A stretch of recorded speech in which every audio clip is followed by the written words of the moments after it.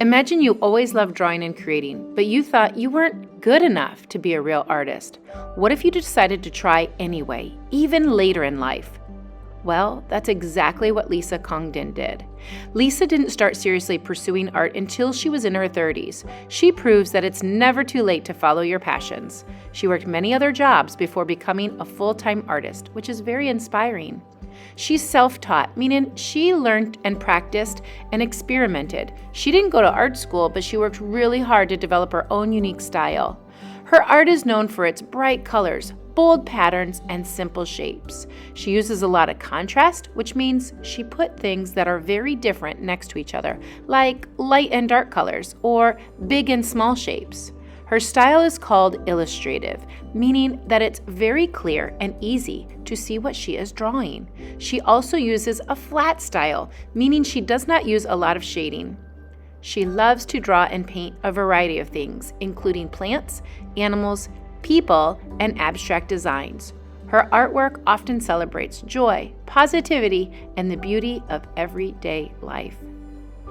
Take a closer look at Lisa's flowers. They're not like the realistic flowers you might see in a photograph. They're stylized, which means she simplifies the shapes and uses colors in a unique way. Notice how she uses simple geometric shapes like circles, ovals, and triangles to create her flowers. This makes them look bold and graphic.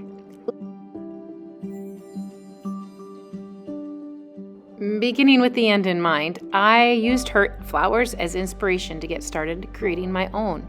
So I grabbed a sheet of paper and started tracing around some circles. Some of them are large, some of them are small. You might even find some other circles around this room that might be helpful when you're drawing out your circles. You might even decide to do half a circle with a straight line on the top.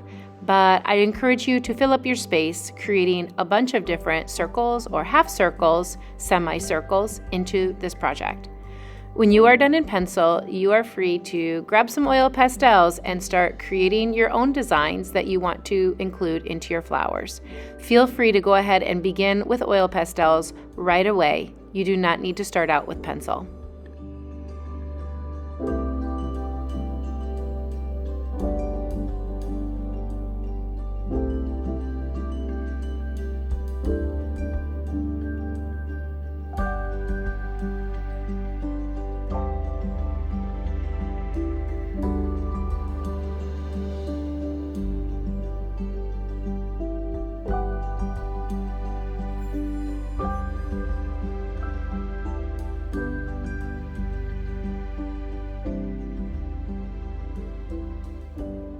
The oil pastel designs that I'm putting into my flowers change colors, change shapes, and again, trying to use that idea of contrast. Feel free to also use white oil pastel so that when you put your watercolors on top, you can also see some of the oil pastel patterns, even though you're using it in white.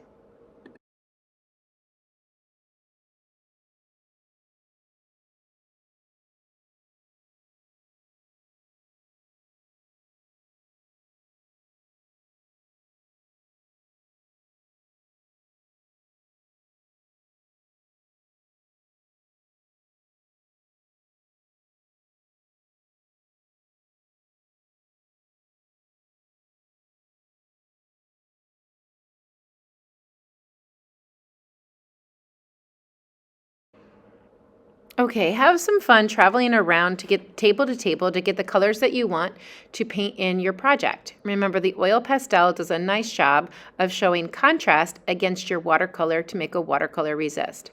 I notice that my colors, as they start to dry, look a lot better. So even if you don't see contrast today, give it a chance to dry, because as this paint dries, you will see more contrast.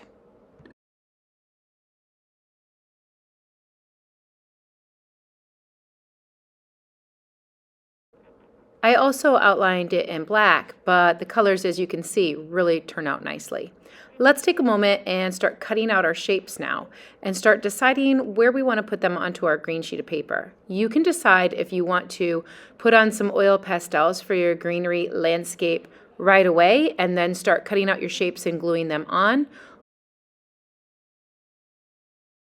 Once I had my shapes cut out, I do spend a little bit of time considering where the placement might be the best for each of the flowers and where I think that they might look the best. The other thing that you might want to consider is it's okay to have some of your flowers going off the edge of the paper and sliding them around and considering your composition of what you think works the best.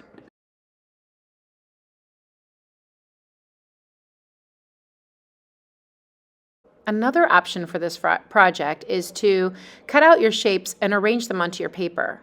I started then designing in my background around the shapes. So if you like the way this looks, I decided I did, and I started gluing down all of my shapes because this is the option I liked the best. Once I glued them down, I grabbed some oil pastels with some light greens, dark greens, white, and black, and used that same color palette to create leaves going around my flowers. This really emphasizes some of the shapes and really does a nice job making things stand out. So again, you can either do your oil pastels and glue your flowers down, or gluing your flowers down and emphasizing those flowers with your oil pastels, filling up and utilizing the entire page of the project. I hope you had fun.